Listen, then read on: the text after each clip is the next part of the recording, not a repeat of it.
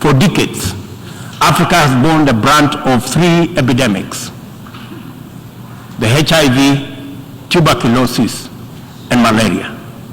I applaud innovative partnerships like the Global Fund for their progress in addressing the three menaces, and also welcome the ambitious targets set for the 7th replenishment cycle. Kenya is committed to supporting the Global Fund and implementing the agreed targets in order to actualize our pledge at the replenishment conference. Kenya calls upon all countries implementing the Global Fund programs, especially fellow African states, to remain at the forefront in championing for successful replenishment of the fund.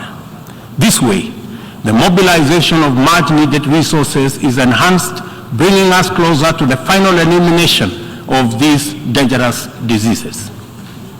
In conclusion, Kenya joins the Secretary General in calling for the strengthening of multilateralism as the only sustainable path to a peaceful, stable, and prosperous world for all.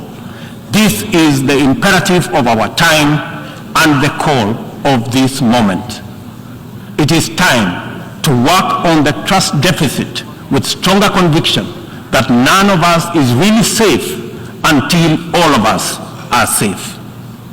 The theme of the 77th session, and I quote, "A watershed moment, transformative solutions to interlocking challenges," end of quote, demands that we recognize the crises we must confront are interlinked in a complicated way. They can only be effectively addressed through more imaginative strategies and innovative formula.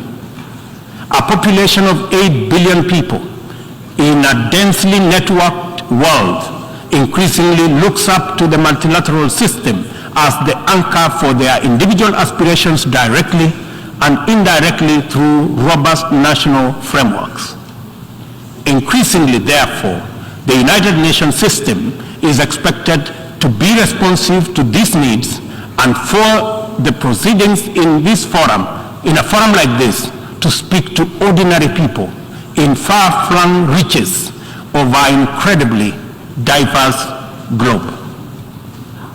It is impossible to address all their individual needs directly, but it is possible to respond to all of them by speaking with conviction to the universal values of equality, inclusion, justice, solidarity, and collective action, and by making sure that all our interventions effectively reflect them with clarity.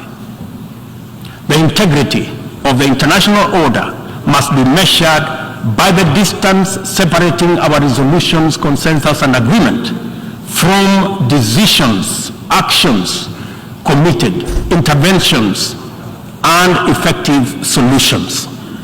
A watershed moment, therefore, demands that we reduce that gap drastically and quickly. Kenya pursues numerous essential domestic agenda through the multilateral framework. We are heavily invested in the strength, effectiveness, and eventual success of all interventions formulated by the United Nations. It is important that the output of this and other similar fora achieve immediate resonance in the minds and lives of our youth still seeking opportunity to express and actualize themselves, our farmers working to feed nations, our Juakali entrepreneurs striving in pursuit of success in the informal economy, and our professionals who formulate policy, implement strategy, and monitor service delivery in public and private sectors. Africa places immense value in the international community and the tremendous possibilities it can unlock through inclusive, sustainable, and effective action to transform the lives of our people and establish lasting peace, security, and shared prosperity. This watershed moment is our chance to turn the key and open this door of opportunity.